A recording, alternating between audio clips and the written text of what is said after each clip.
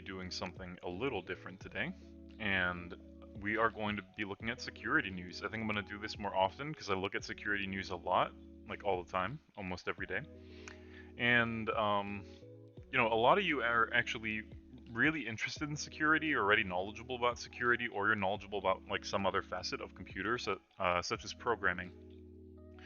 So I figure that this might be something that we could do together that could be a lot of fun.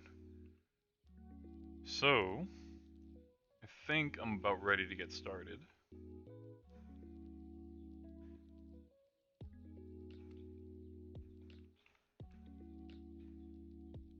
Yep, there we go. Everything is set up correctly. We should be good to go.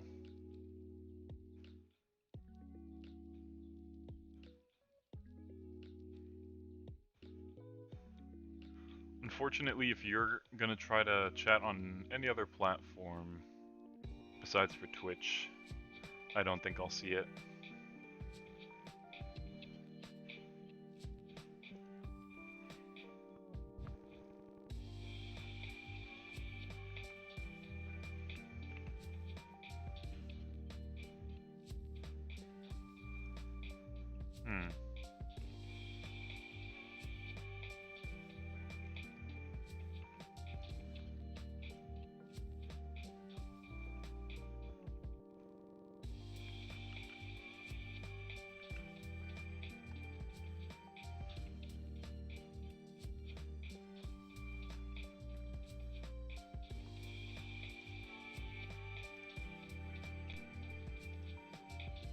So, hopefully y'all can see this up here. What we're going to do is, we are going to go through the news. So this is not really news in my opinion.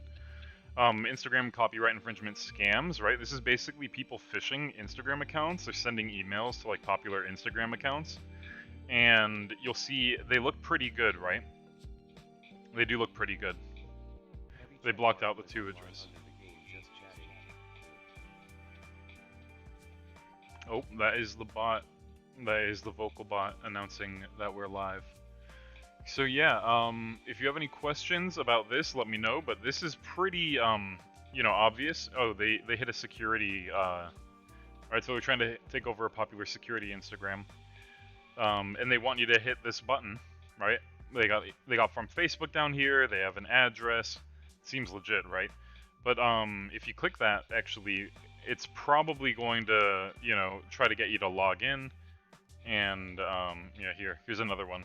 Your account will be closed in 24 hours. If you think this is wrong, you can appeal by the, FB-notify, right? Like, that's not a reputable domain.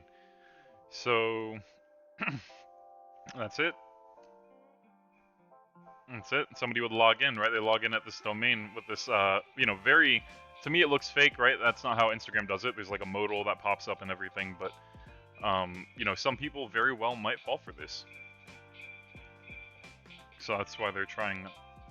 Yeah, believable enough message, right? To tell you that the appeal was submitted successfully, right? And the wrong password even, right? So, discards login attempts where you bashed some random garbage on the keyboard, or, it's actually probably trying to authenticate. They're trying to see if they can use your creds, right? Redirects you to the real Instagram page, right? Copyright. So don't click helpful links and emails. We all already know this, right? The security community, we know this. You don't want to click on these so-called helpful links, right? You want to go to the website itself in question. And, when you go to that website, you should be able to see any violations, presumably, right? So that is something you should keep in mind.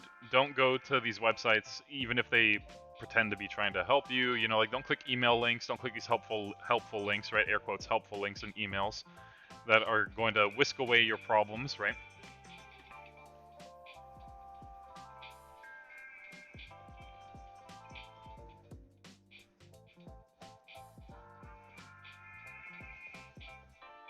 So, use 2FA anywhere you can. Sure, I don't know if Instagram has that, but maybe. Think before you click for sure. You can always right-click a link. You can always right-click it and then try to copy, the link source. talk to a friend you know face to face, right? So they're talking about copyright infringement here. If you know somebody who's been hit by copyright infringement on that platform, how they deal with it. Watch a video below, which we probably won't do. We'll just move on to the next item.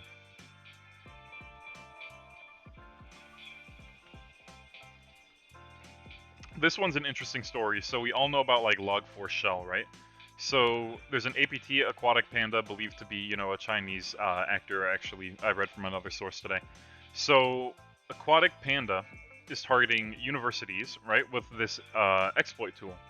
So researchers from CrowdStrike disrupted an attempt by the threat group to steal industrial intelligence and military secrets from academic institutions.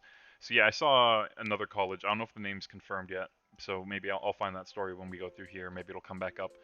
But basically, yeah, VMware, right? So what they're trying to do is they're trying to get into virtual machines. They're trying to pivot throughout networks, right?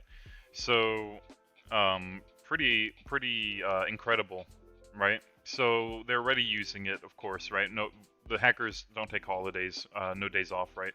So yeah, Chinese, here they say it, Chinese-based APT with dual mission of intelligence collection and industrial espionage, right? So they are basically trying to get information, right? Academic institutions, companies, probably, right? Companies are probably also a target. Using, you know, Log4Shell exploit. And that's pretty interesting. I think that I saw a worm, but it wasn't complete. I think a lot of you probably saw that too. So, yeah, everybody's been looking for, you know, Log4Shell attacks. CrowdStrike, of course, you know, they're if you don't know CrowdStrike, they're scanning, you know, and collecting a lot of telemetry, and analyzing attack patterns, and you know, they basically have really good understanding of, you know, the sort of attacks being used, you know, which ones are more successful than others. You know, they're a big vendor for that sort of stuff, right? Just like understanding what's in your network. So yeah, I think pretty interesting story. Pretty interesting story. So like I said, I was looking at I'm trying to see if I can find it right now. There is a worm. Log4Shell worm. Yeah, let's see if I can find it. Log4Shell worm.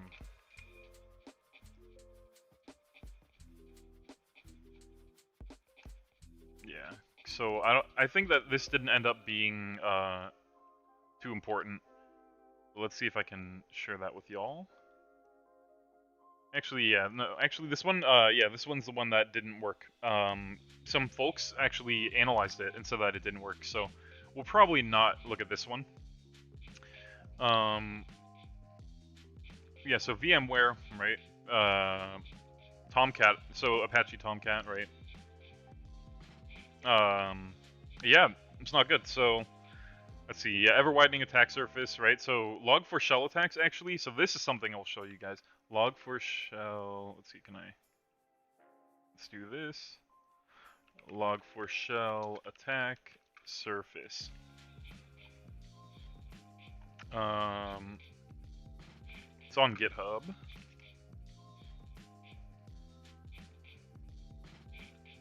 You know, I did put it in here. So this is an awesome list for Log4Shell.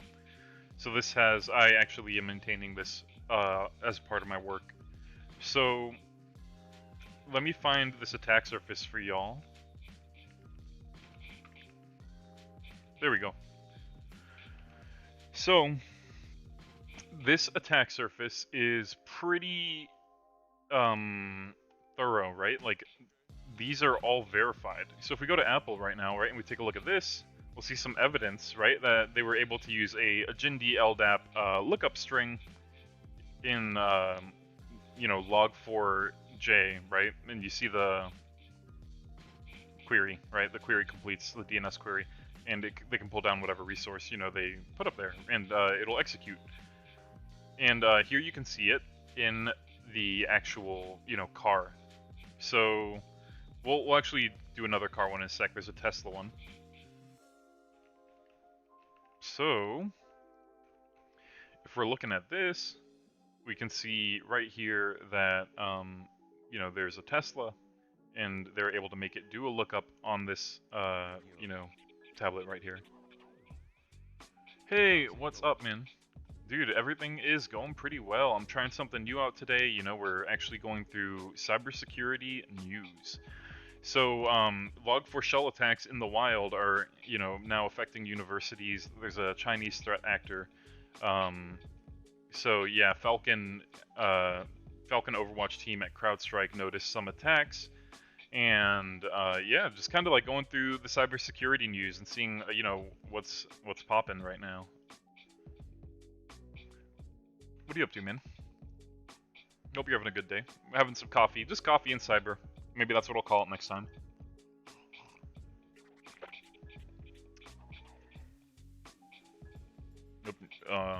We probably won't see the end of Log4Shell for quite a while.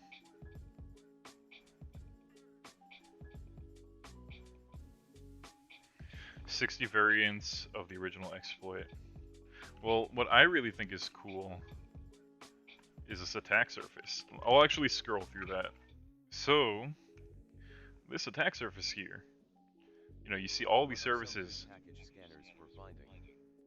finding security issues and dependencies. Well, this is totally going to sound like a shill, but I actually chose this company because of how good they are at doing that, right? And like open source analysis. So I work at Snyk, SNYK. I think Snyk is the best one for open source, and it's like free, right? So I recommend it to everybody. Also, you know, they're like really good. Like basically, we're the only company that's doing free SCA and free SAST. Everybody's doing free SCA now. You know, that's like a non-differentiator, I think. But the fact that we do free SAST, I've never seen anybody do free SAST. So we give a little bit of like a sample of like, you know, the free SAST. Like I think it's 200 scans a month, but 400 now because of Log4j. Like we bumped it up because of Log4j. You know, like that's a team decision that we made. So yeah, we give out a lot of free stuff, and the community really likes us. And actually, I use Snyk for fingerprinting services when I'm like doing a CTF. Even, you know, before I worked there, like 2019, I actually paid my bills using Snyk's open source scanner. Like that's how good it is. I was able to find all the CVEs, you know, with this version of a 3D printer software, and yeah, that allowed me to like successfully attack this service that I actually don't have permission to talk about. I can say all that stuff though. I wonder why chat isn't coming up on the screen. Chat should just like come up on the screen. But yeah, this is a long list here of everyone affected by Log4j that we know of. In the history of this repo is kind of interesting, right? Because I was like, yeah, it was a good competition, for sure, and I didn't know that there was like any money involved until we got the checks. So Cloudflare, Amazon, Tesla, right? We already saw the Tesla proof of concept here. Logstash, Elasticsearch, Ghidra, which is made by the NSA, right? Like Minecraft, of course, we all know about that. Unify, right? And some of these, it's just in the login page, right? So like when they're logging the login attempt, like here, I'll show you the Google one. I think that one was kind of funny. So you can basically, they didn't put the description. I think they had other stuff there before, but basically they were able to just do it in like Google Cloud, and I'm not exactly sure where they put it, but they just put it like somewhere in Google Cloud, and it just like took it. Speed camera, that's a funny one. Look at this. So, obviously a joke. Hey, what is up, App Calypso? Thanks for coming. Good to see ya.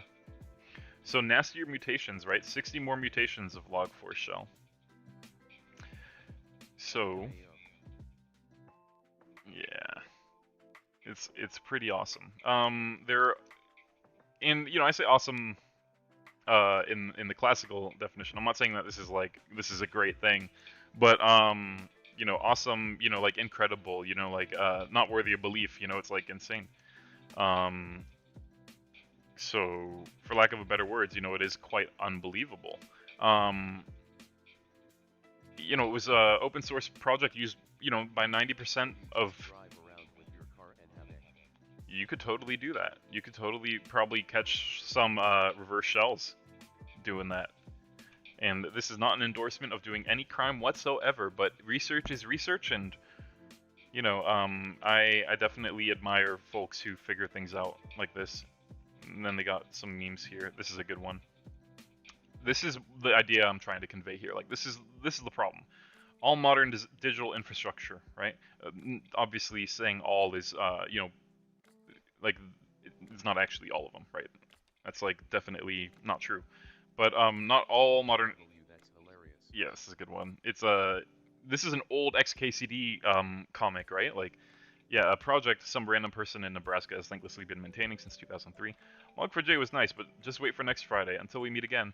And you know, then we actually did have another CVE in Log4j.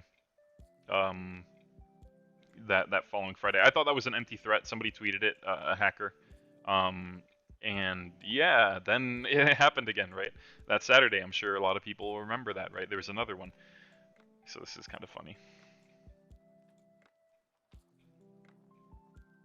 It's like, oh no. Tell me the truth, I'm ready to hear it. All your vendors need to patch Log4j in their products, and that's out of your control. That's true. There were some vendors that were definitely affected by Log4j. You know, some vendors probably still haven't. Oh, that's a gross one. That's a gross one. I'm not gonna suggest you guys to that. Maybe we can like skip. Boop. Okay, I'll skip it. So unit tests integrating test fuzzing code review log4j RCE. Boom.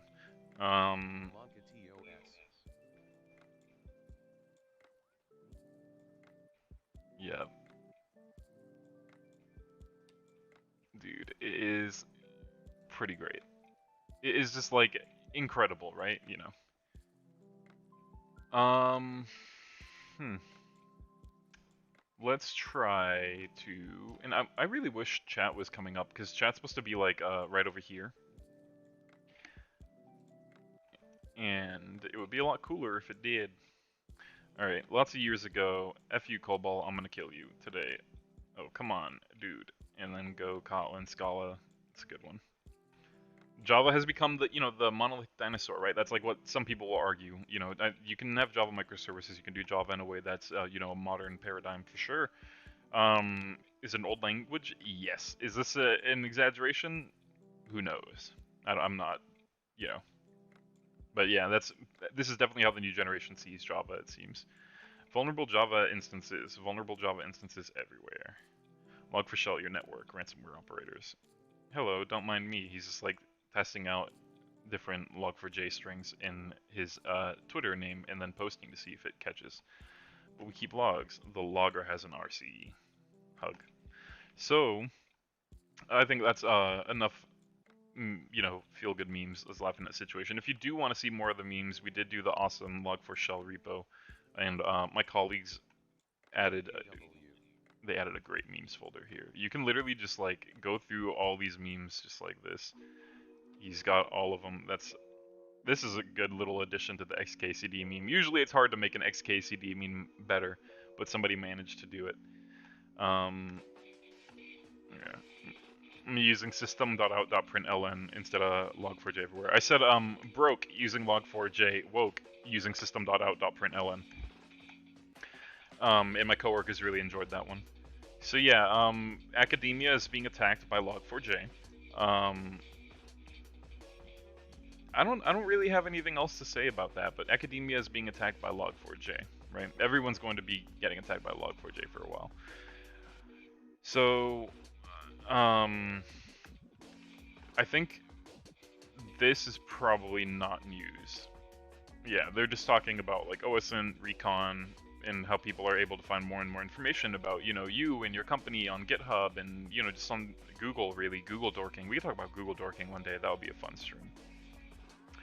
Windows privilege escalation. So that is an old concept, not really news. Let's see.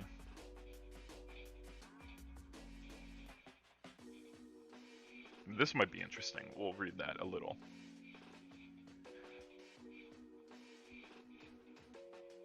This sounds cool. Oh, this is the one. This is the research that I saw, I think. We'll check that out too.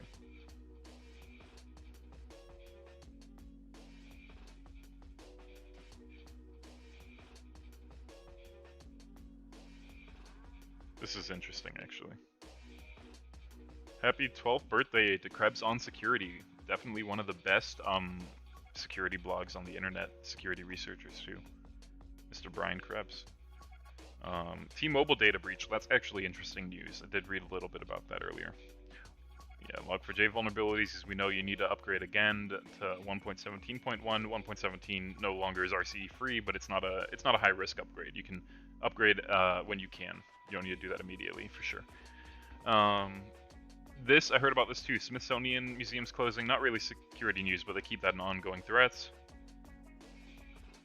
That might be interesting. That sounds cool. Alright, so what to expect in 2022. Microservices, we all know the trend of like microservices, right? Microservice architecture. Instead of having like a huge monolith, now everyone's deploying small services and they're deploying them frequently and, you know, they're scaling them dynamically. So, I think that, yeah, let's see. Yeah, people are reducing operation expenses, right? OpEx. That's what they're saying here, I think. By using other people's hardware, right? So everyone's using cloud services, right? Everybody's working remotely. Criminals love this, right? Criminals totally love this. So, let's see, yeah. In 2021, we saw a couple toe in the water attacks, culminating in this, you know, vulnerability Log4j, like we were talking about. I wish I could close this big old ad. Maybe I should throw my ad blocker on here. I'll do that in a sec, actually. Let me do that. Actually, I don't think I have one installed right now. I need to get one. So, toe in the water attacks. Microservices, right? That's how everyone's doing cloud-based stuff, cloud-based applications, right? Misconfiguration is huge in microservices, right? Like it's a huge issue. That's where all the vulnerabilities are coming from, is like misconfiguration, right? So, yeah, this is what they're saying. Upgrade things without downtime, right? Significant downtime, right? You can maintain those like 3 or 4 nines, you know, of like availability that you're probably held to, right? The standard that you're held to, you can maintain that standard for legal reasons, for availability reasons, you know, for client reasons, whatever it is. But this, you know, it's a new way, right? It's a new way of deploying software.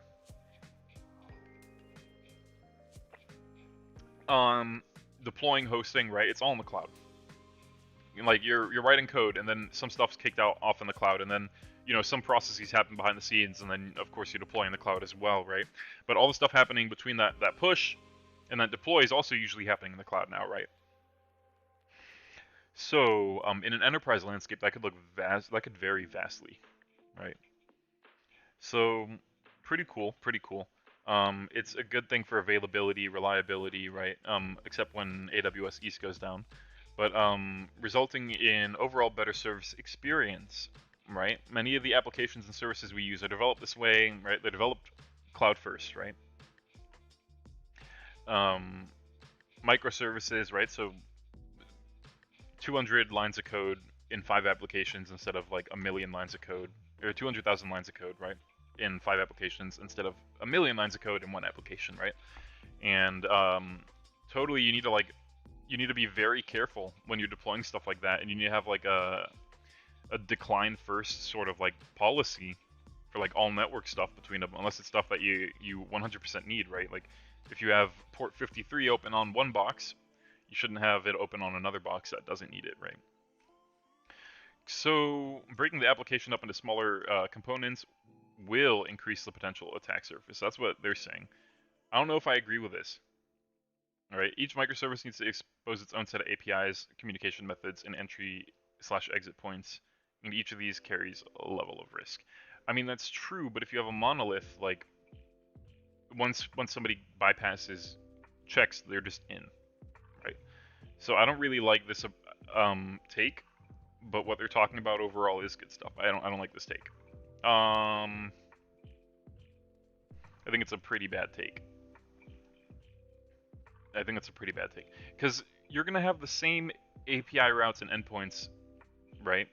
Like for other stuff to communicate externally or stuff to communicate internally, even, right? Like you're gonna have these functions, right? These methods that do all that stuff, right? And yeah, you need to expose a set of APIs. Yeah, you need to be as impermissive as possible, right? For communication. Communication needs to, you know, it's like if you're like, hey man, tell me about your day. And if you don't tell me about your day and you tell me about something else, I just ignore you. Like that's literally how impermissive this should be. Like I should just like my brain like turns. If my brain turned off when you talked about like, like instead of you talked about your day, you're like, dude, let me tell you about like the war. And then I was just like, what war? Like Also be easier to fix a microservice than a it's so much easier. You're right. It's so much easier to fix a microservice than a monolith. And less inner like workings to deal with. totally, totally. I think also when we talk about upgrades, when we talk about upgrading things, right? If you have things compartmentalized in a way that makes sense, then this isn't really an issue, right? Like, and I don't know who wrote this, but I just don't think that this is exactly 100% like this idea here, like from here onward. I think that that's kind of like you would need to expand on this. I think this is kind of a cop out. Like, what's the reasoning for this? Like, that's not like this isn't enough. If you're building all that stuff out internally, right, in a monolith, breaking it out would arguably be safer because you could monitor the traffic between everything, right? Much easier than you can monitor what's going on in a monolith, at the lowest level, right? I think you can monitor all the incoming and excoming traffic, ingress and egress. You can see what's happening, what's allowed to happen. When stuff breaks, you'll see what breaks. If you have, good logging and are using, something that gives you, that deep packet inspection insight, which you should have because you own this infrastructure. Even though it's in the cloud, you're owning the IAC you're deploying, right? So I think this is an interesting take. Like, not my favorite take, for sure. So, um, secure application containers, yes. Yes, please. So restrict permissions to the least required, yes. Principle of least privilege, principle of least access, however you want to refer to it. It is something that you should take mind of. I think you should totally, you got to respect principle of least privilege. You should never do anything as root. That's what we're saying. Never do anything as a privileged account. That can be done as a less privileged account, right? So if you just need to read files and you're never going to write anything, I'm not going to give you the permission to write files, right? Because that's not necessary in whatever context. Principle of least privilege Johnny 334 valid. Yo, I love that emoji. I love that emoji. That is awesome. Do not store any secrets on a container. Anyone who has or gains access will see them. Yep. Our infosec is on us hard about that. Yeah, secrets. Yes. Yes. Scanning for high entropy strings, some people have made a whole career and a whole, whole businesses out of it for sure. So I think it's a good thing. It's a good thing for sure. Scanning, whether you're using like a secrets program or I think Sneak also does that. We like scan for keys for sure because I've seen like high entropy string remarks when I was a user of Sneak. Um, let's see what else. Consider isolation rules for sensitive systems. Totally. Different VLANs, however you're gonna do it. Really, when I worked at a company that had very high security systems, not too long ago, and we had a whole different VLANs for different types of data. I think that's awesome. Like all this data was in different places, and it was secure, and this is like basically the most secure company I've worked for because they did everything right. I'm gonna move. Let me move the browser a little. They did everything right, right? They did all that stuff, and they held themselves to a very high standard, and it was really cool actually. Like it was a great experience. We had so many security folks, and it was completely different as opposed to like startups where like usually there aren't enough security folks. So yeah, ensure data is protected, right? Consider isolation rules. yeah, you should be able to manage, modify, and upgrade exactly, right? Microservice without affecting anything else, right? This isolation, hey, welcome to the channel. This isolation level also ensures, that an attacker who compromises one part of the system, right, won't be able to do lateral movement, which we call pivoting. They won't be able to pivot throughout the system, right?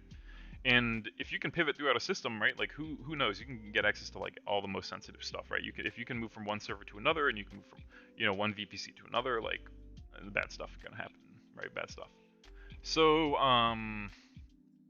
yeah, if you fail if you default to very impermissive settings in like we were just talking about donuts principle, least privilege the heck out of everything, through thorough rules and like basically seeing what sort of traffic you should permit, what type of traffic you shouldn't permit, doing the least permissive stuff possible. It's going to be you're going to have a much better time. Ensure data is protected in transit, totally in transit and at rest. You should be encrypting data. When you're moving stuff around, you got to make sure that you have the right HTTP headers enabled. And misconfiguration, is really what gets people. Especially we're talking about cloud environments and microservices. And he was saying that it's harder, right? It's harder to secure this than a monolith, right? That's what he was saying. So if we go with that logic, then I'm assuming that he's talking about misconfiguration vulnerabilities. That's stuff that could be avoided, right? Like a lot of vulnerabilities, a lot of exploits, a lot of leaks could be avoided. How, right? Like that. I think that's the main question. Like, how do we get people to upgrade and patch vulnerabilities, or upgrade and upgrade and patch packages before there's a huge vulnerability like Log4j, and that wouldn't have helped in this case because it was 0-day. But I'm sure there are tons of people out there, with highs and criticals and like XYZ amount of packages, right? And most of the time, developers can add whatever they want willy nilly, and security doesn't take an impermissive approach to like package additions, etc. Unless they have really good SBOM, really good open source management story. So enough about that. Use rate limits, right? Yeah, if people are trying to do credential stuffing, which we just saw happen with LastPass master password dumps, we can talk about that later maybe. If people try to do like credential stuffing attacks, then like you're gonna have a bad time, right? You want to rate limit whatever, right? Whatever you can. So I don't know if we want to, I don't know, defense in depth, right? Like that's just saying like have multiple gates, right? Yeah, so protect your network. WAF is not enough. I've had GovCloud, like FedRAMP and stuff like that. Like it's it's compliance standards. Some people would argue that it's security theater. I've definitely had to implement. Well, I've had to document GovCloud systems, right? Like from port to port, data transfer, like everything. It's very thorough. I'd say my stance is like I understand why it makes people feel warm and fuzzy inside, especially the government, because when you have a packet, with names and ports and like what data should be transferred and what data isn't going to be transferred, you have maybe a greater sense of accountability. The person doing this, right? Like ideally an architect or somebody who's like a compliance like standardist. The person who's like laying out this foundation and then architecting the systems and then having these folks go and build it. And like leading a team doing that. Like ideally that person's an architect. It was me as a level 3 security engineer for like documenting some stuff. So documenting that we are GovCloud and like FedRAMP compliant, through and through. We needed to host everything on GovCloud, right? We needed to have only vendors that were FedRAMP. So like I totally get it for like the data we were storing. It's very how would you say this? High value, right? High value, high risk data. So I think for the company I was working for at the time, it makes a lot of sense to do that. For most people, it's too expensive. There isn't that investment in security. It's super expensive. And so, is some of it security theater? Maybe, right? Am I saying? And I was talking with a. You're talking with security engineer from Epic Games, and he said that he always asks if something isn't in GovCloud. He refuses to use it. I get that. They also have a ton of money, right? Like security. I'm gonna assume that they have a pretty well funded security budget, at least for products, right?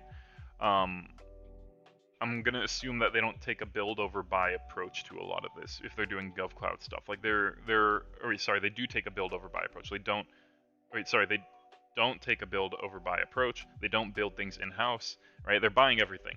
And it's because they're probably focusing on all the sort of boutique integration that it takes to like run whatever services they're doing, at the availability that they need. Um, so I think it is an added layer of protection and an added layer of assurance.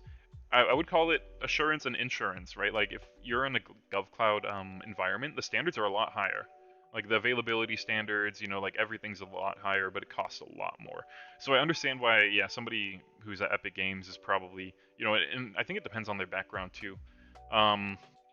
Because, I know somebody, I'm not going to mention any names, but, I have Makes somebody, sense. yeah, there's somebody who's working at government for a long time, three-letter agencies and stuff.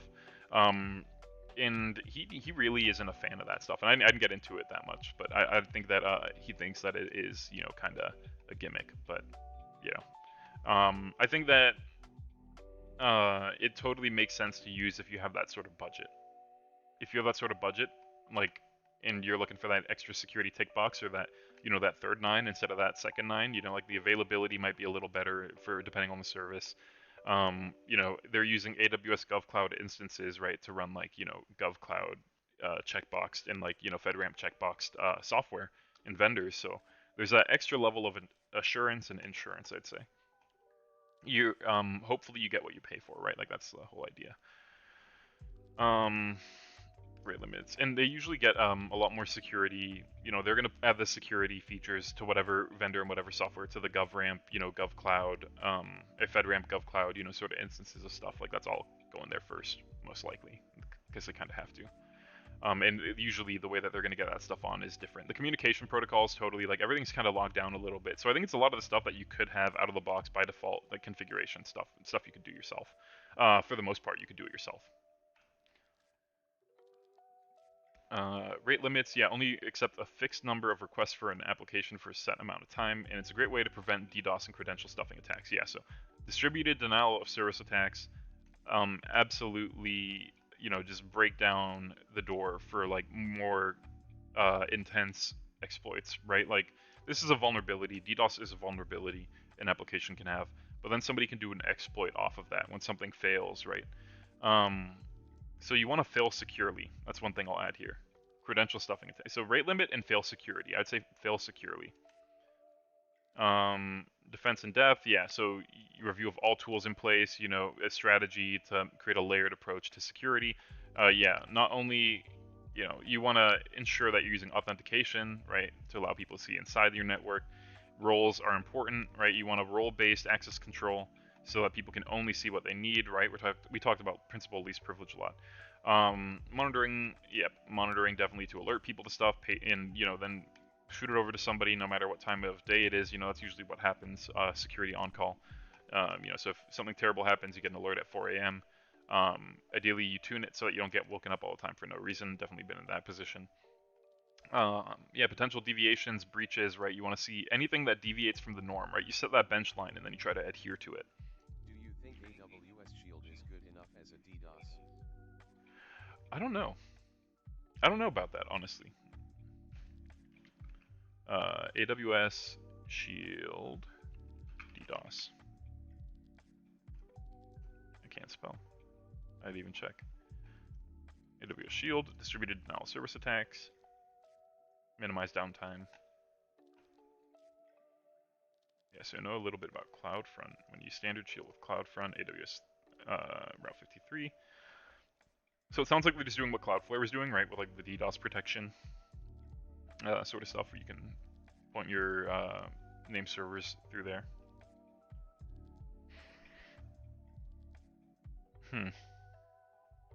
Yeah, so using it for EC2, ELB. So what I'm gonna say here, this is how I'd figure this out, right? Usually people are doing bypasses, right? AWS. Okay, William. Hill, high performance DDoS protection, best practices for DDoS mitigation. Yeah, okay.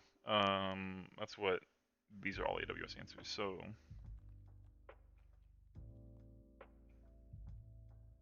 I want to find a bypass.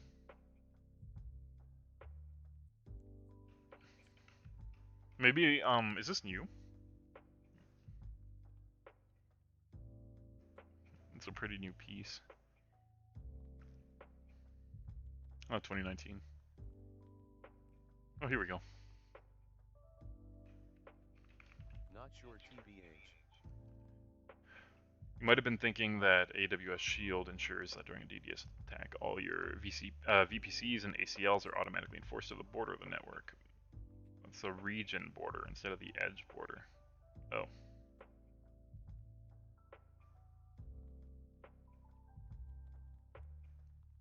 Okay. Interesting. Yeah, it seems like that's definitely best practice. But yeah, it seems like if AWS fails, that's probably where the safety net ends there. If like AWS sort of like routing is not working, right? Like we see sometimes when services go down. Um, it's interesting though.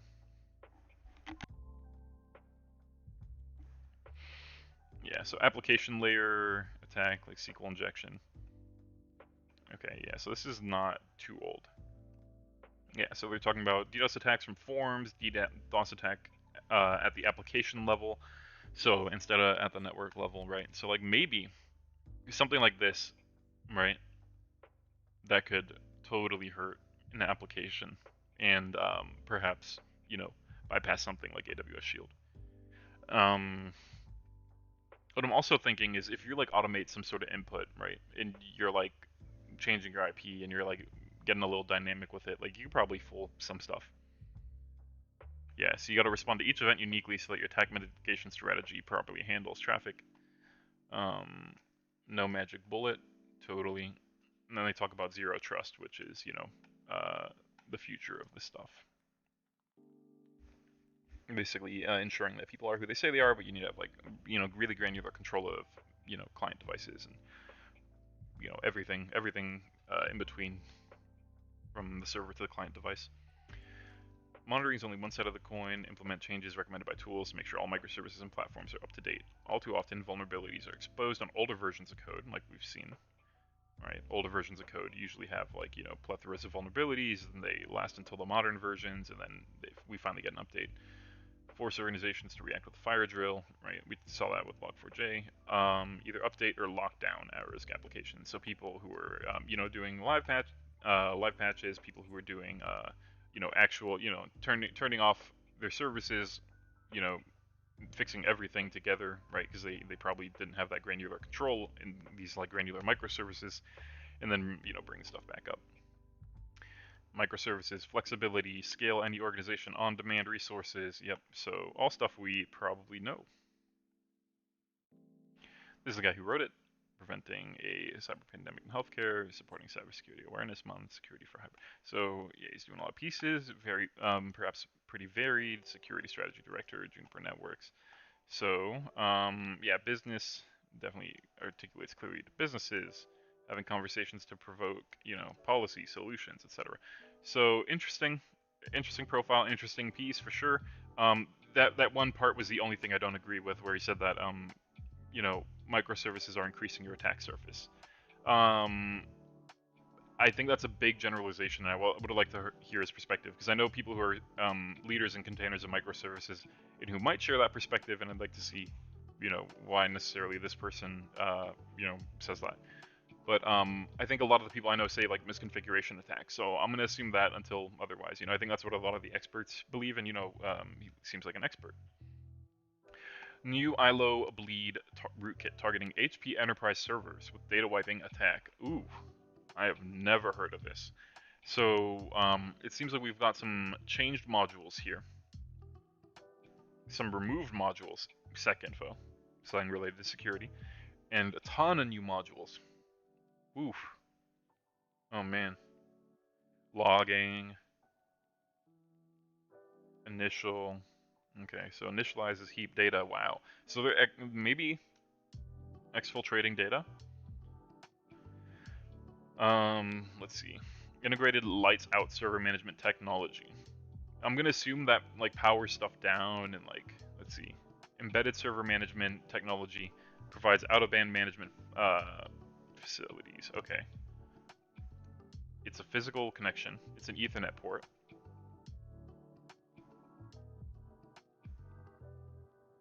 Possible to perform activities from a remote location. Okay. Yeah, restart, power up, remote controls, mount things, access integrated management log. Okay, so that's the management log for the server. Can be manipulated remotely through XML remote inside board control language. Never heard of RibCL. Full command line interface support through RS-232 port, shared with the system. SSH, remote authentication, 1024 key, DSA. Okay. Don't know what this is.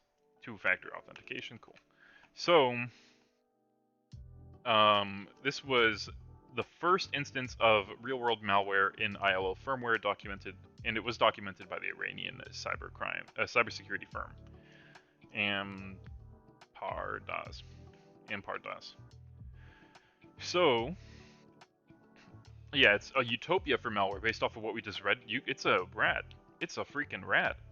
Excuse my language. But this is a remote access tool or a remote access Trojan, depending on your perspective, right? If somebody were to install this on your machine without your knowledge, right, which it's already there, it comes with it, it would be a Trojan, right? It would be malicious software, unexpected, added to your system. If you're using this for normal purposes, you're a sysadmin, you're managing some machines, right, and you're like remote, then this is a remote access tool. This is something that you're going to use to do your work. So yeah, this is a utopia for malware. This is like really, really nice for people who want to do cybercrime for sure, 100%. That is definitely going to be a challenge for anyone who's running HP stuff and enterprise. So let's see, what do they do? How do they breach this software? So yeah, they're talking about persistence here. Just that's going to be able to retain persistence. This is just register arithmetic here. It's like assembly stuff basically. In C though. Yeah, assembly stuff in C, C-based language at least. Maybe it's C, different, not actually C, but it's close enough. It could be C, C sharp, CPP perhaps. Let's see. Yeah, stir CPY. Okay, log, schedule bin, var log, right? Or volume, not var. Okay. Okay, memory copy to this directory. Init operation config file. Okay. So creating config file. Check config file's existence. Main function of the malware. So this is it. This is the main function of the malware. So this is setting everything up. It's initializing stuff, and then it is, getting ready for the attack in a config file. So they're going to overwrite that config file. If it doesn't exist, then it seems like they make it. They allocate some space for it, rather.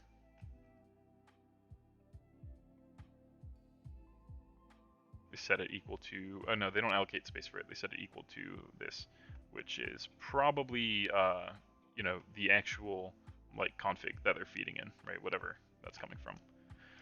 But yeah, that's the main function. So there's a lot more. It's not like everything.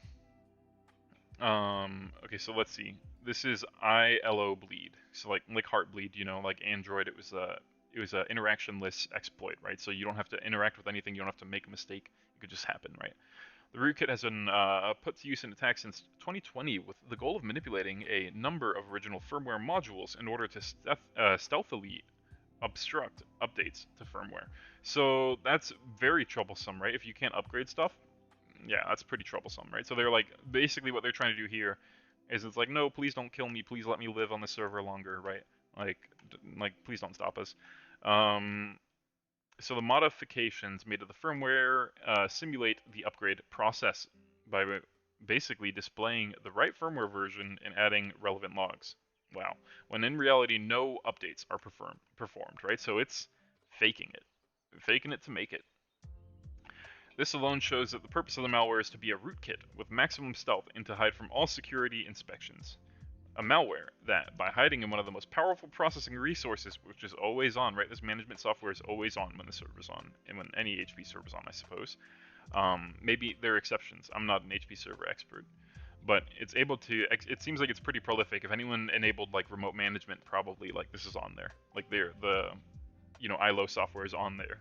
ILO bleed could happen, right? So it's able to execute any command received from an attacker without ever being detected.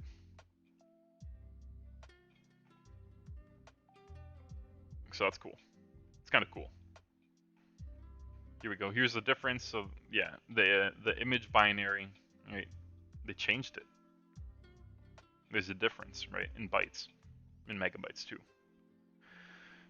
This bin too. So when it boots up, yeah, it's giving it persistence for sure. It's in there. It's in the binary. So when you start up your server and you run your management software, you are running malware, right? You are kicking off that malware.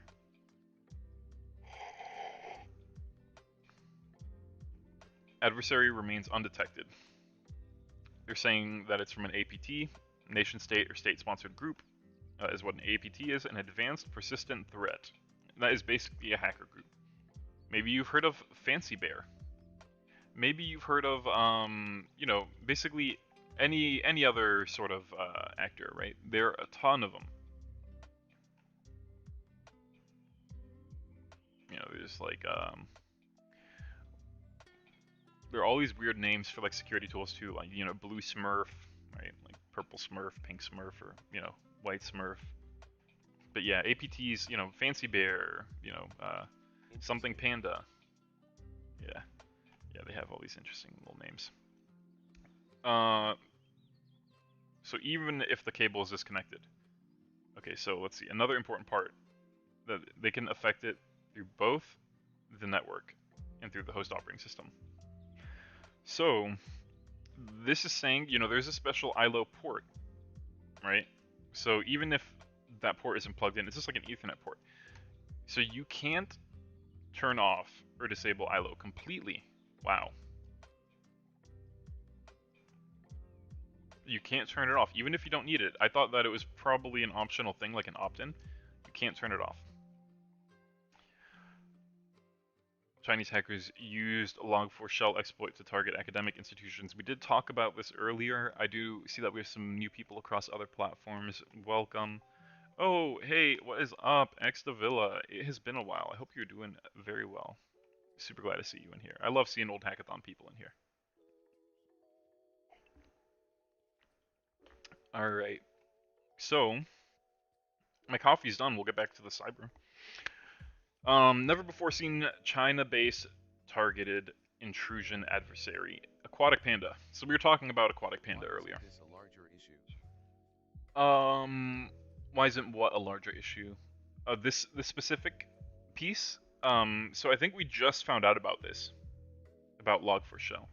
Well, about like Log4Shell exploits being like we knew about the Log4Shell like POC. We saw all those attack vectors I showed you, right? Like that's December. We'll call that December 18th news. Oh, dude, I'm doing like brand new security news. Like this is like brand new. Like this is all like if we look at it now. But this is like brand new. I'm everything I'm trying to show you guys today should be like pretty relevant. I'm trying to stay like up to date. And I just do this for fun. I figured why not stream it. Oh, well, So gotcha. yeah. So this is like brand new. Here's some stuff in Russia. We can see it going around the world, right? People are just starting to write pieces on it. It's just getting to Western media. There are only 3 pages on Google about ILO bleed. I need to actually share this with my work.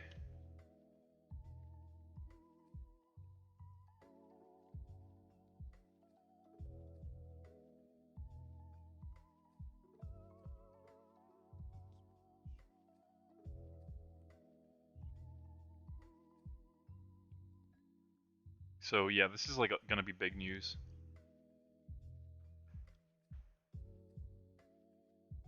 I'm gonna just share this really quickly with somebody. Rip on calls with HP hosts. Yeah. Yeah, ILO bleed is not good. I'm gonna share this with work.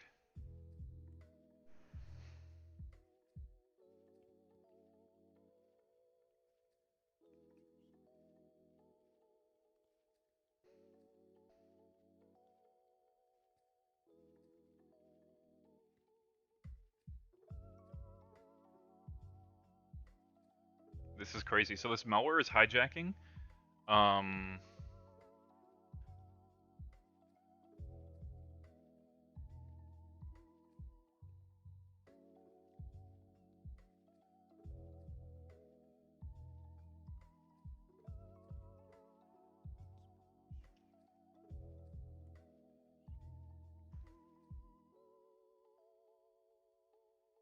Adversary is unknown. So pretty awesome stuff. So this is kind of part of the reason why I'm doing this. You know, it is my job, and but I do enjoy doing it, and I do enjoy talking to people about security. So we're just gonna have fun with it, really. All right. China based, yeah, actor. We were talking about this. So this is, you know, the new Log4Shell flaw we heard about on December 18th. We're hearing about it now. Somebody who's a very popular InfoSec person on Twitter, and I just don't know any of these people, so I can't remember their names. I just see their tweets sometimes. Said something like day 20 of Log4j, like I need to take a break or something like that. And it's like I feel you on that. But also it's cool for me because I'm no longer, you know, working as an engineering like IC, and I gotta like enjoy this stuff. And I do enjoy it. I think it's cool. I enjoy researching it. But yeah, I'm like, nah, I feel for everybody who still has to deal with that.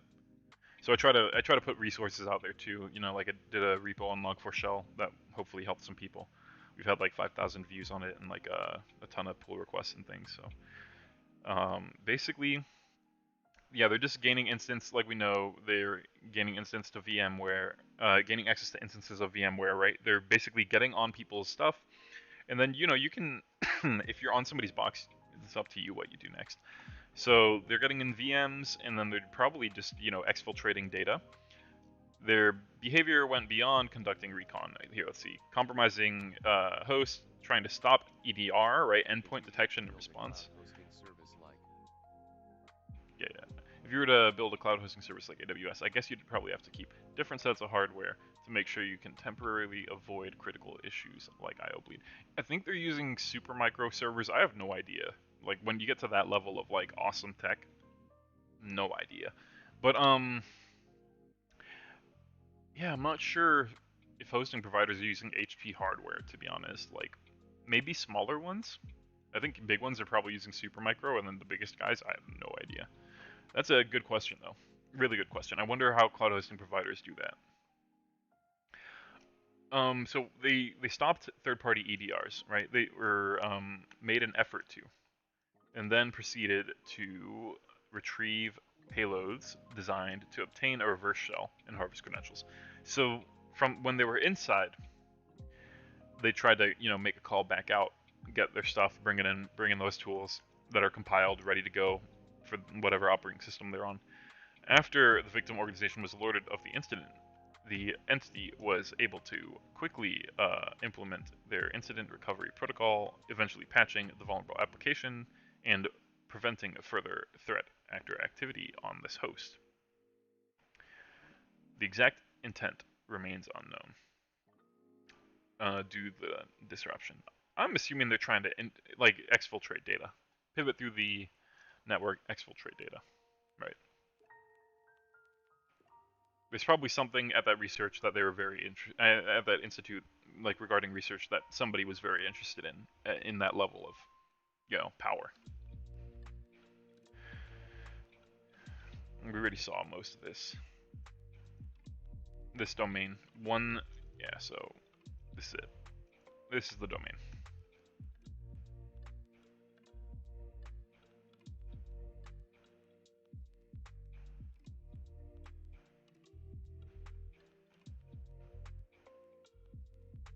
Fraud detection and prevention market. So fraud is pretty cool.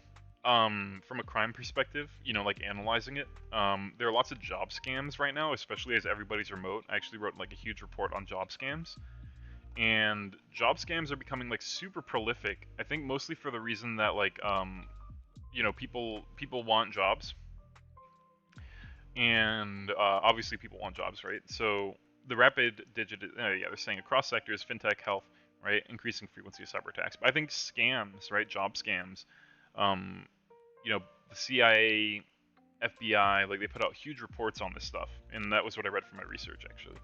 So lots of credit card debt, yep, illegal transactions from a payment company, right? Banks are trying to do anti-fraud measures, electronic chips, EMVs, anti-skimming on ATMs. ATM skimming's huge. Not as big as you know, you're gonna walk down the street and find a ATM skimmer in the next ATM, pull it out. I try all the time. Um, but yeah, I think healthcare. Yeah, we're seeing a lot of scams there. Lots of COVID-related scams were happening, you know, in like March through June. But yeah, Asia Pacific for fraud detection and prevention. Interesting. So, Ahead to do some stuff. Thanks for. yeah, dude, great seeing you. Great seeing you as always. Thanks for stopping by. We'll probably be doing this a lot more frequently. I did wanted to do a little test run, see how it works. I was gonna wait, but figured why not start now. So, glad I could catch you. T-Mobile discloses a new data breach. Impacts a very small number of customers who are victims of SIM swapping. SIM swapping is pretty nasty. You know, people are able to. There's a YouTube video actually. You're able to like go and like, you know, call the provider, get them to swap, you know, something. You know, like the person on YouTube, she had a baby crying in the background. You know, she played like audio on the phone, right? She had a baby crying in the background, which was, you know, just fake audio. And she's like, "Oh my god, you do this so quickly. My husband's gonna be so mad." Like blah blah blah blah, you know. And then got this guy's phone number, like swapped to a SIM, and yeah, it's pretty bad. They're pretty nasty. You could look up how to do SIM swapping, and there's like a blonde lady, and she like shows them that how she was able to do that. Unauthorized SIM swipes are unfortunately common. Yeah, industry wide.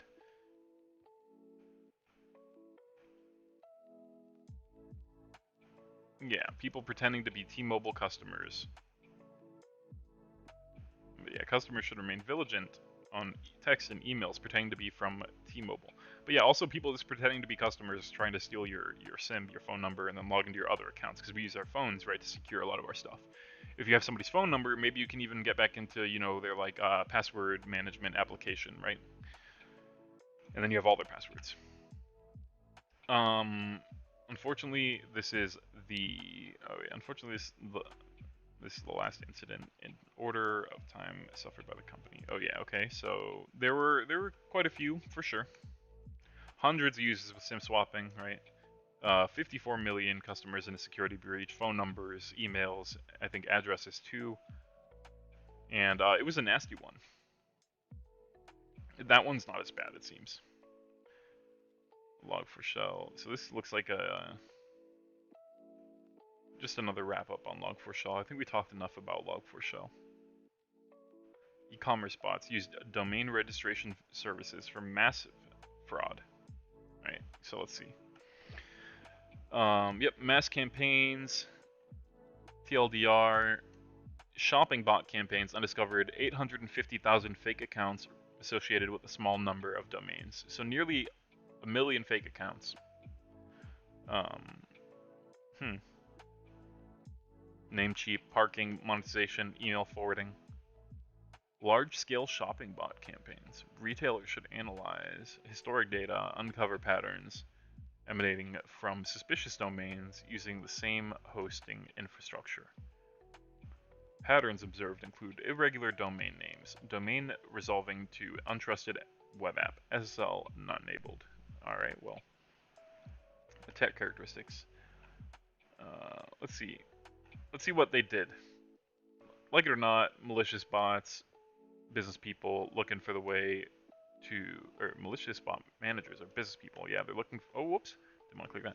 They're looking for ways to reduce the cost of e-commerce bot campaigns. So people are posting things like all the time. Actually, I've been getting these on like a lot of my videos, and I delete them all the time. Like I get them in my live like YouTube channels.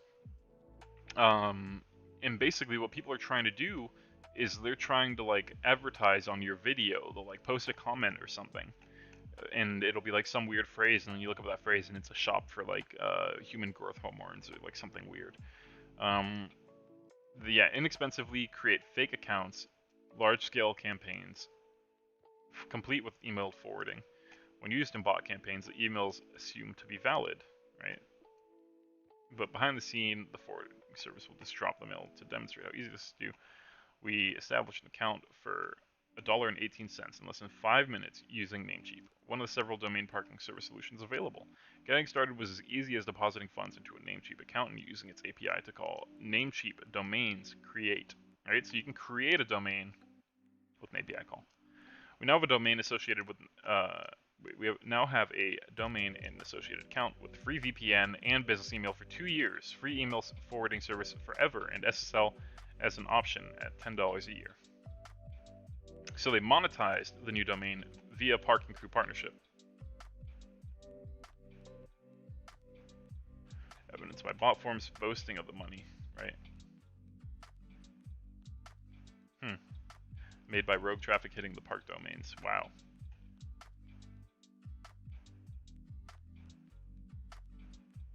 So yeah, almost a million accounts mapped to almost 2,000 domains, generating heavy bot traffic. What did Huh. I miss? Just woke up.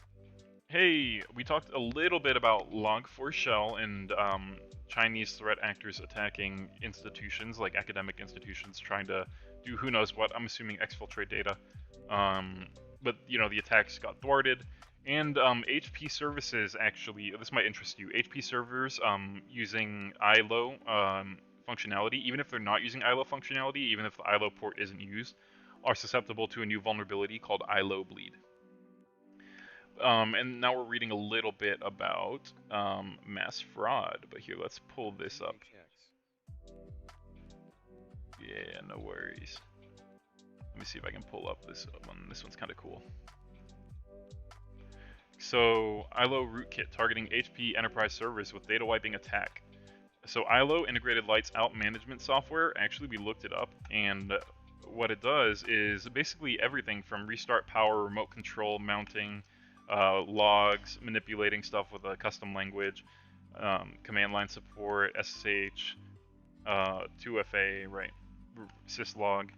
So this was discovered by an Iranian cybersecurity firm, actually.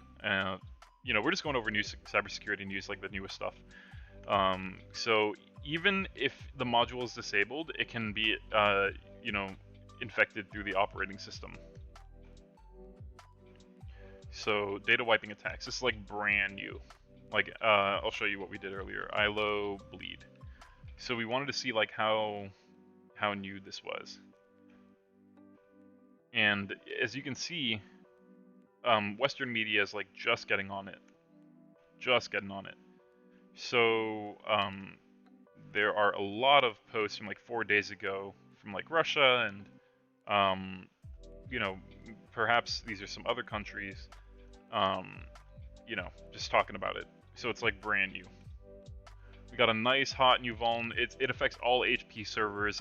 They're hijacking the upgrade process, and when they do that, it makes it way harder for, you know, like they're basically saying that the server's upgraded. They're reporting back saying server upgrade when it actually has never happened. So it's not good for anyone running HP servers in production on the internet. Hey, welcome to the stream. We're talking about the latest cybersecurity news. Okay, so somebody has published code on GitHub to download videos from Netflix, Amazon, and GitHub doesn't have videos, does it? That's weird. I wonder why I said and GitHub at no cost. But yeah, piracy, so it seems like we're going to see some new DRM technology. As we know, hackers usually drive the innovation that we see in the private sector. So Disney Plus, you know, they're using Widevine, Widevine DRM is what is used, right, to stop people from doing this stuff like Silverlight. You might remember Microsoft Silverlight, I think it's dead now. But this is the DRM, right, that they're using. Somebody, yeah, here it is. To download videos from Netflix in 4K. Wow. So, I'm going to share this with somebody who is very interested in this stuff. Um, let's shoot him that. Oh, I just saw your message. Whoops, I didn't have Discord open. Yeah. Sorry, I'm so sorry. Last time I finished, it was like really late. I'll hit you up after this one. I don't think I'm gonna go too late tonight. Polish processors declined to investigate phone hacking allegations. Let's skip that. Chinese spies. Okay, we already know about that. LastPass. Okay, so yeah, we were talking about credential stuffing attacks, rate limiting, DDoS, right, and just best practices. Remember in that other article when we were talking about microservices recently? So that microservice chat we did, when you think about it, it sort of ties in really well to a lot of these concepts. Let's see what the newest stuff is. We already talked about Instagram scams. We talked about this. What else? Interview. We'll skip that. ILO bleed. We know about that. This is not anything new. Okay, so we'll skip a lot. We already talked about fraud detection and prevention. We talked about Krebs' 12th birthday. We talked about T-Mobile data breach, y'all. Very few. They're saying very few, right? We know millions of people were subject to the SIM swap attacks, but now they're saying very few in the recent one. Another interview, e-commerce bot domain registration fraud with email forwarding. We talked about that and how they're monetizing that. Let's see. You guys see anything you like? Stop me. That sounds fun. This global cyber attacks from nation-state actors posing greater threats. I think they're talking about Log4Shell.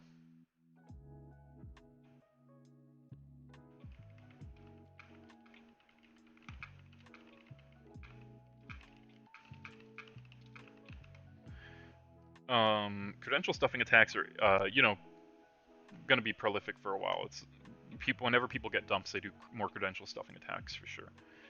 Bracing for the inevitable. Let's see what's up with that.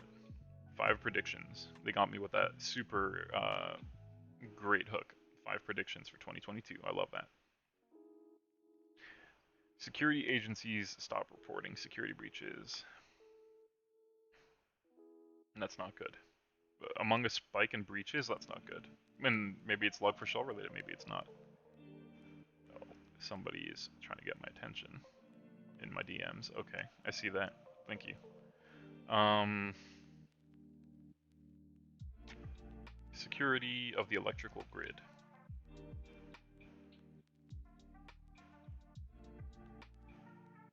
Microsoft launches. Oh, I read about this. We'll talk about this. Microsoft's launching a Defender capability for Log4j.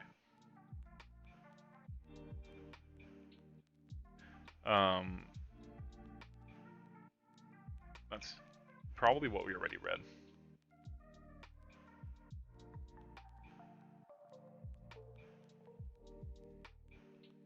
But that sounds cool.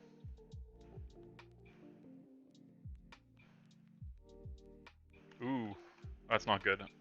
IBM domain controller attack. Alright, I think we got enough. We can start thumbing through them. So, we're seeing global cybersecurity attacks from nation-state actors posing greater threats. It's not going to get any better, folks. The CTO from BugCrowd outlines how international relations have deteriorated into a new sort of Cold War. I think we all sort of, feel that, right? We all sort of see that playing out on the global political stage. This isn't a political stream, but I think we all sort of see that playing out in various ways, right? So, let's see. I'm going to take a look at it. This here, let's see. Most attackers don't seem to care about getting caught anymore. That's true. We've seen an increase in attacks, nation-state actors, Russians, SolarWinds, totally. And then attacks attributed to this group. I don't know what this group is. Shifting from stealthy operations to opportunistic hacks for potential future uses. Okay. Oh, they're talking about a Chinese APT. This is a Chinese APT. Hafnium. Such a brazen approach, hasn't been common. So yeah, they didn't care if Microsoft caught them. They were totally spamming O365 instances trying to like hit US targets, right? Didn't care about getting caught. I think it's because, what are we going to do? There's no real retaliation. Countries are just hacking each other back and forth, right? So, pretty interesting. Destabilization of international relations, right, stemming from COVID. Work from home forcing core business services out onto the internet to facilitate employee access. Broadly speaking, we should see China as a rising cybersecurity threat on the international stage. Yeah, their economic, defense, and military posture. Um, okay. So yeah, Cold War, cyber espionage, right? We all know about this. Yeah, sorry, I don't think this article is really saying too much. This is a bad click. Nothing of interest. Oh, this is a bright website. Ransomware gangs will rival enterprises in complexity. Totally. Totally. Hackers have so many resources, and hackers are endlessly creative. We know this, right? Criminals, right, are just as brilliant as hackers, but the morals, right, aren't really there. So, pretty interesting. We'll see this blog continuing to pick up. We'll see this trend continuing to pick up steam with greater coordination between gangs. Double extortion, evolving to triple extortion. Wow. Yeah. Sure. I don't see why not, honestly. Companies who pay ransoms will pay in other ways. Yeah. When it comes to public opinion, that's true. That is true. For sure. I told my wife yesterday that there was a Vietnamese company, the leading cybersecurity company, they got hacked for like, I think it was a lot of money. Here, let's see. Vietnamese crypto, I probably spelled that wrong. Crypto company hack. I think I spelled it right. Wow. So somebody hacked into Onus and stole the personal data of 1.9 million peeps. Large-scale cyber attack, December 24th. They didn't indicate the number of customers. Through a security hole, a third party was able to gain unauthorized access. So yeah, companies who don't pay ransoms will pay in other ways. They refuse to pay a ransom actually, right? And now all the public information is out there. So companies who pay ransoms and companies who refuse to pay, like, what's the right option? I think a lot of people get stuck on that, and maybe people, make decisions that their customers won't be happy with. But I think if any customer's data is out there on the internet, they're not going to be happy. But if you get hacked and you don't pay, maybe, I don't know, maybe people feel a little better that you're not paying, that you're not giving in to the criminals, right? That's reasonable, I guess. Consumer trust, right? Consumer trust organizations that pay the ransom will continue to erode, right? Lawsuits will abound as organizations are thrown under the rug, or under the bus, right, for not doing anything. Yeah, so you can't just sweep data exfiltration under the rug. You have to report it, right? We've seen people try. I'm not gonna name anyone, but yeah, we've seen people try to sweep it under the rug, and we see what happens. It comes out later, whether you're a big company, a big tech company, right, big tech startup, who's done it, or a small company, when it's out there, it's out there. When people find out, they'll be mad. Come clean, and do what you can. Don't pay, right? People say don't pay. Our food supply will be compromised. Attack on the meat giant to threaten our food supply chain. Cyber adversaries making the biggest impact affect the most people. Food and agriculture will remain an attractive target. Interesting. That's interesting. I don't know a lot about that. Maybe I should look into that. Food supply chain attacks. Cyber insurance providers and security vendors will join forces. Mandatory reporting. That's what I was talking about. You have to report it, right? Otherwise you get in a lot of trouble. Illegal, yeah, so a move towards it being illegal to pay out ransoms, right? Cyber insurance providers, right? This is kind of a new concept for some folks, but you can get cyber insurance, and they'll evaluate your risk and they'll offer you, the price and, the premium or whatever, and they'll help you rebuild your business when you get hacked.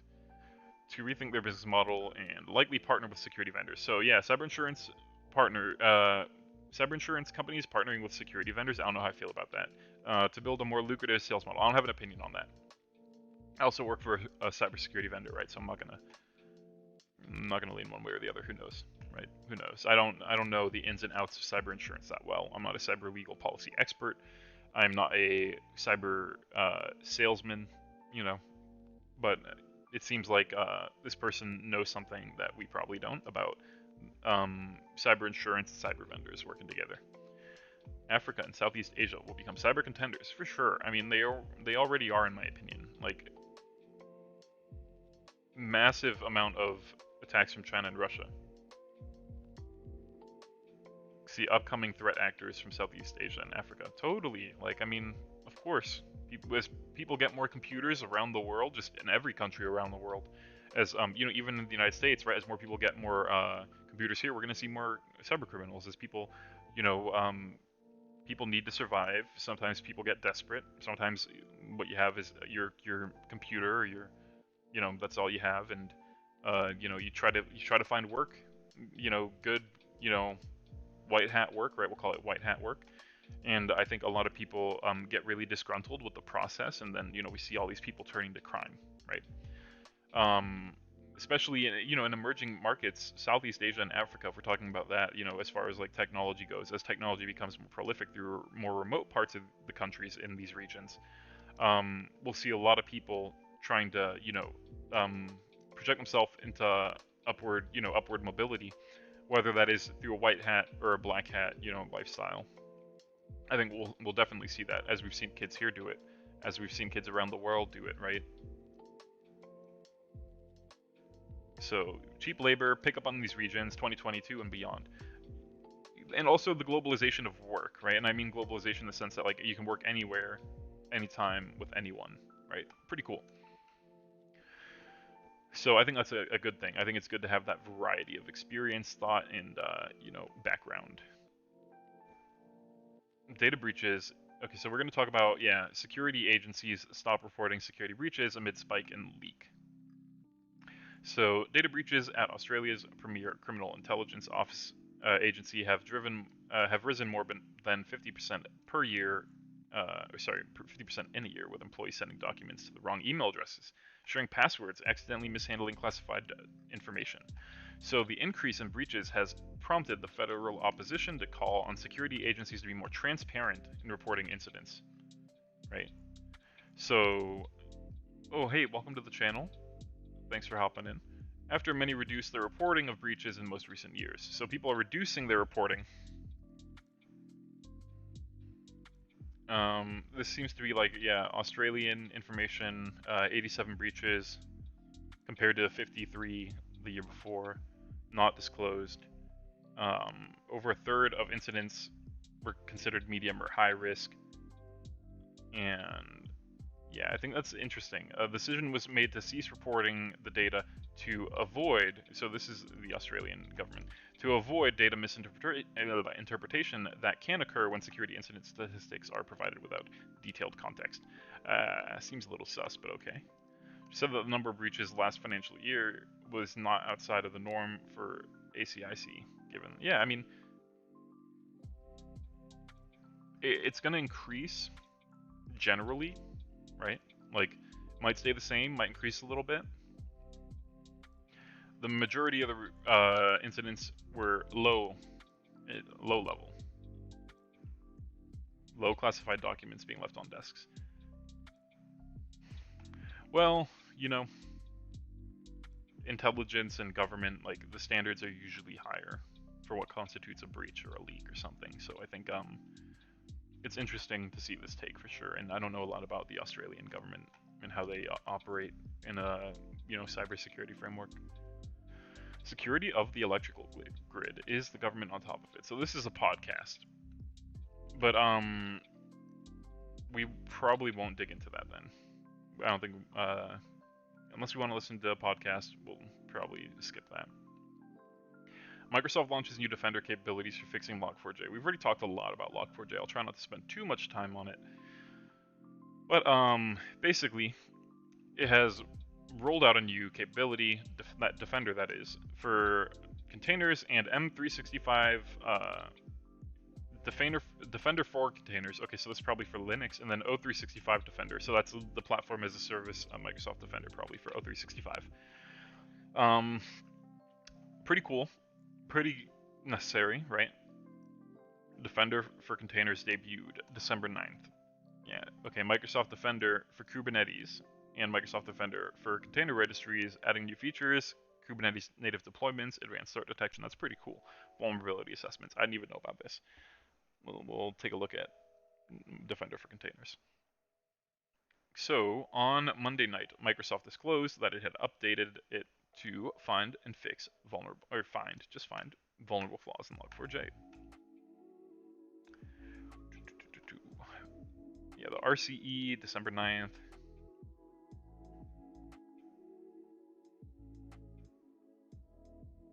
Yeah, so that's cool. Yep, so EKS, right? They're talking about the stuff it supports. EKS, AKS, so Azure, of course, Amazon, Red Hat, OpenShift, Tanzu, Kubernetes Rancher. Hey, welcome to the chat. So, basically, like, they just added it to the O365 dashboard so that customers can identify Log4j vulns. Detailed dashboard, number of views, support coming from macOS. We already talked so much about Log4j. I'm sure y'all are sick of Log4j. Introducing Defender for containers. We'll talk about that. That's still pretty new. Container adoption is booming. Production deployments of Kubernetes clusters and containers continue to soar, right? Since 2016, usage has increased 300% for containers. We're seeing the threat landscape change for sure. I have coworkers who tell me about this all the time. We're seeing a number of sophisticated attacks affecting Kubernetes, and it's going to be bright for a sec. Attack trends. So yeah, we'll get through the rest of these. Let me put this back on. So, traditional security tools aren't set up to provide visibility into containers. Yeah, you don't get the same insights for sure. Monitor trafficking flow, making it difficult. So yeah, you need a lot of working around containers and like your environment in order to pick this stuff up for sure. Advanced threat detection. That's cool. I mean, it's a pretty cool idea. Kubernetes native deployment. Oh, here we go. I actually want to see what it looks like. Defender for Cloud, enabled on 65 resources. Oh, so app services, storage, containers, key vaults, resource managers, DNS servers. Pretty cool. Pretty cool stuff. Good job, Microsoft, right? So, strategically aged domain detection. Capture APT attacks with this DNS traffic trend.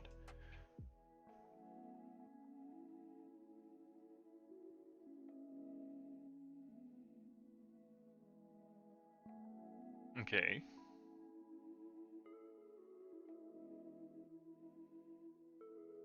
So, registering command and control domains years before they launched intensive penetration activities on this domain, right? For SolarWinds. This is SolarWinds hack. Hey, welcome to the chat.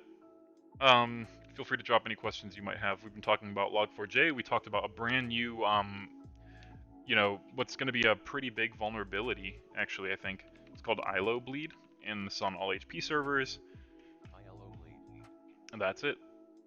So, yeah, we're just talking about the latest security news. So, yeah, taking a look at strategically aged domains. It extracts 30,000 domains every day. Fine-grained passive domain name data. Limited traffic for months to years, and then gain 10.3 times the amount of traffic increment in one day. That's really interesting. So they're looking at basically how these domains change, like the usage of them, right? The traffic. I think that's really incredible. Wow. Malicious rate is more than 3 times higher than that of newly registered domains. 22.27 of them are malicious, suspicious, or not safe for work. Very interesting.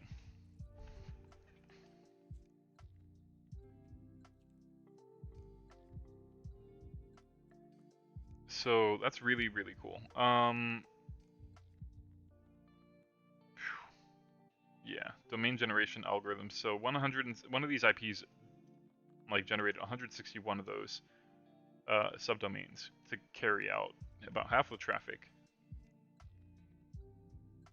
Pretty interesting. So this is a huge piece. This is a huge piece.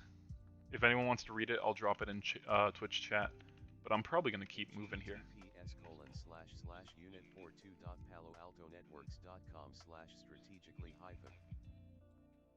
That's kind of annoying, isn't it? I need to make it so it doesn't work on links. So, Black Tech Hacker Group uses new FlagPro malware to execute OS commands. This is from yesterday. Several Japanese companies have been spotted using the FlagPro malware, and here to take advantage of it, the Black Tech Cyber Espionage APT group targets those companies to execute OS commands by exploiting FlagPro malware. The cybersecurity analyst at NTT Security has claimed that in the first stage, the threat actors evaluate the following things by... I guess we gotta go back to that. We gotta go to the full article. Somebody's just reposting it.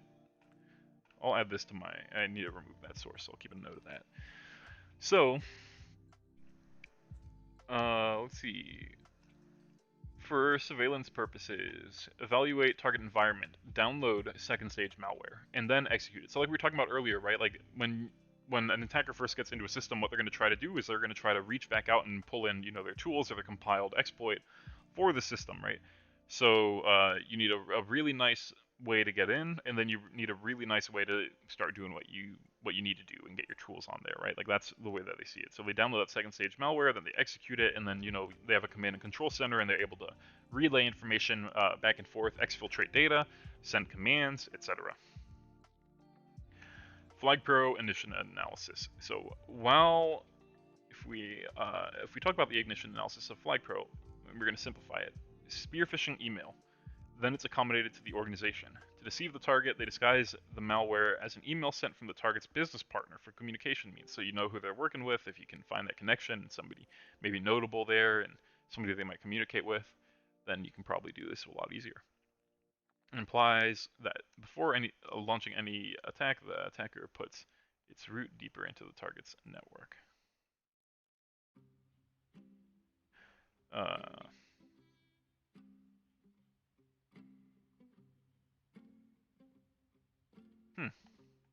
Attacker protected archive extracted or attached with the email contains malicious macro. Yep. So there are versions of like WinRAR that will execute things. Like you can embed code in the what do you call it? You can embed code in like some of the headers, right? And or a reference to like a file that has code. And it's pretty nasty actually. Like you can totally just like get pwned from unzipping an archive, right? In the message, they also provide the password, context of the file were manipulated for the target, right? So they're sending like a CSV type document, right?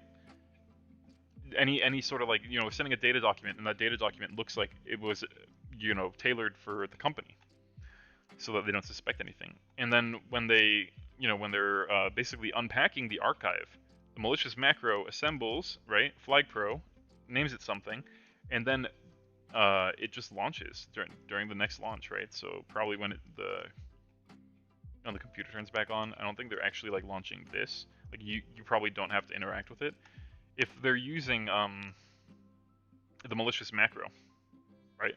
If they're using this the way I think they are, then when you unzip it, it should execute. So I think that's really interesting.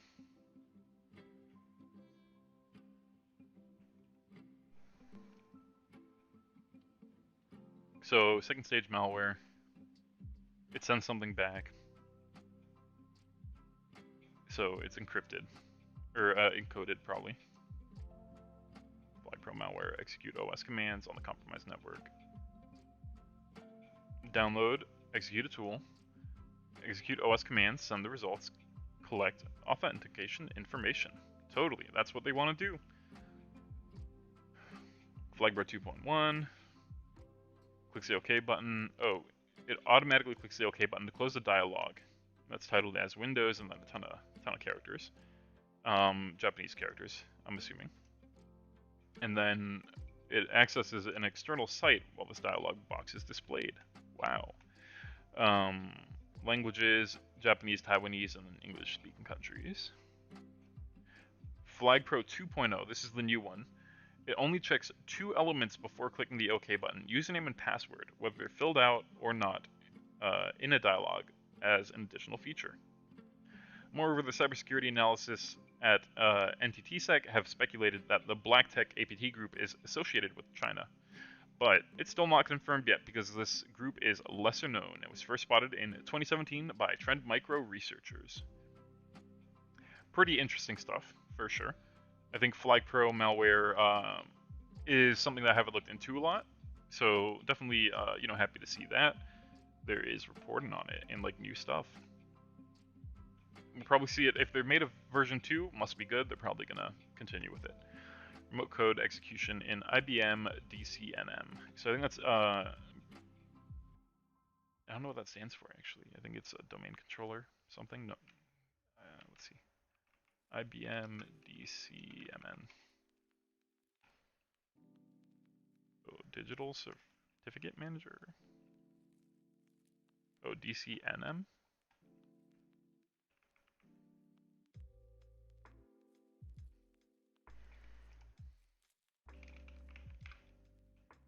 DCNM. Data Center Network Manager. Okay. That's not good. Remote code execution in IBM DCNM. Vulnerability allows a remote attacker to compromise the affected systems. The vulnerability exists due to incomplete patch in Apache Log4j. Wow.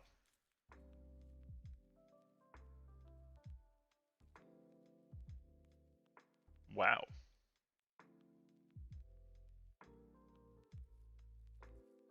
Not aware of any malware, but the proof of concept is available.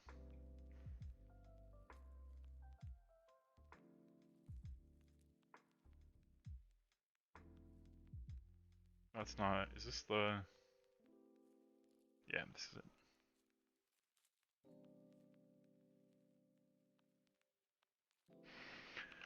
So this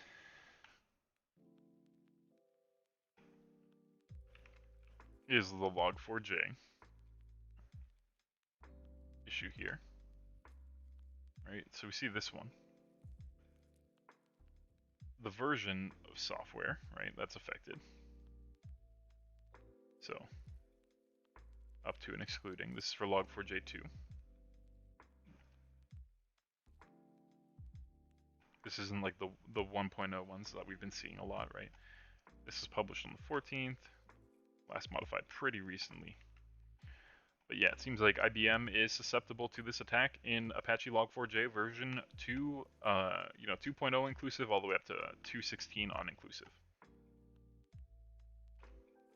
Or exclusive.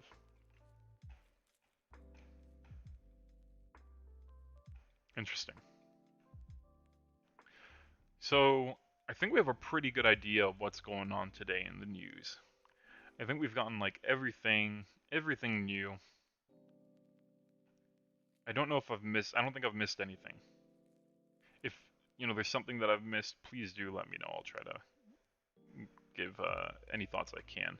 But I think we are just about ready here to wrap it up.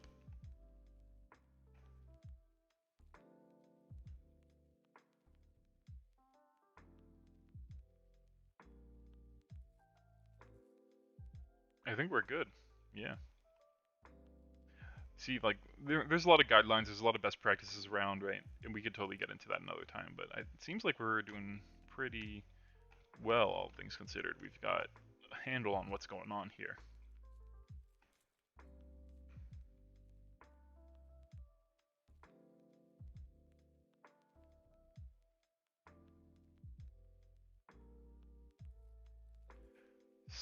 Server side, or cross-site scripting, QNAP Kazoo. I don't know what Kazoo is.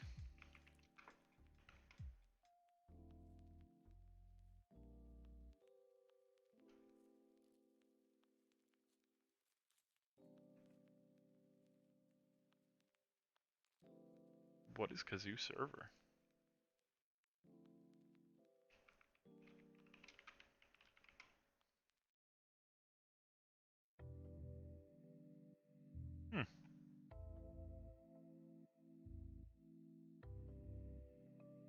Oh, it's like a media, sort of media server, I guess. Playback. Oh, media playback.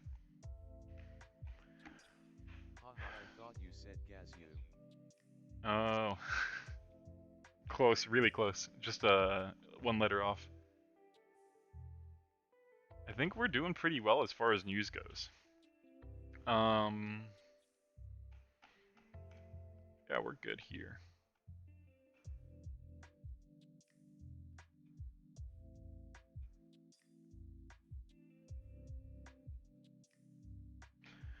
Let's do a refresh. Any breaking news? Nope, we're good. Awesome. Maybe we can raid somebody.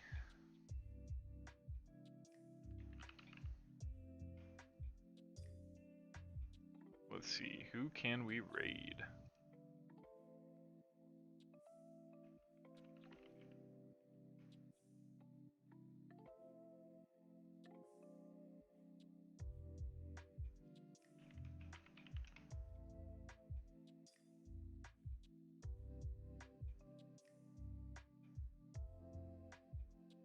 Alright, let's see.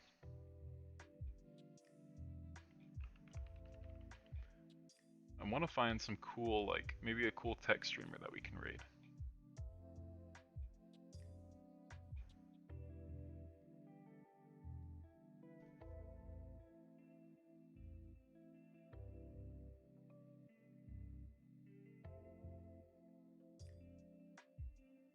Hmm.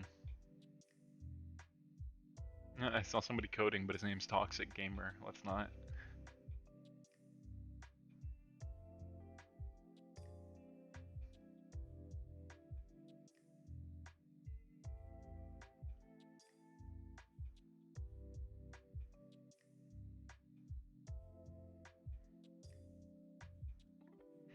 Let's see, who can we raid?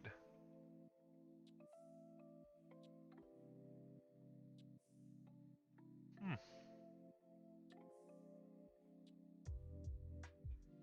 I don't see anybody doing like any cool tech streams right now. I wish. Oh, actually, I have a friend who's doing one.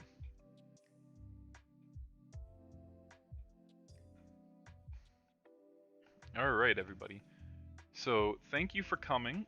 We are going to raid my buddy here. Oh wait, that's not how you do it, is it? This is how you do it. Twitch noob. Alright. So, yeah, we're gonna be able to raid my buddy here. He's programming right now. Or actually, it looks like he's working on his Twitch. Let's check it out.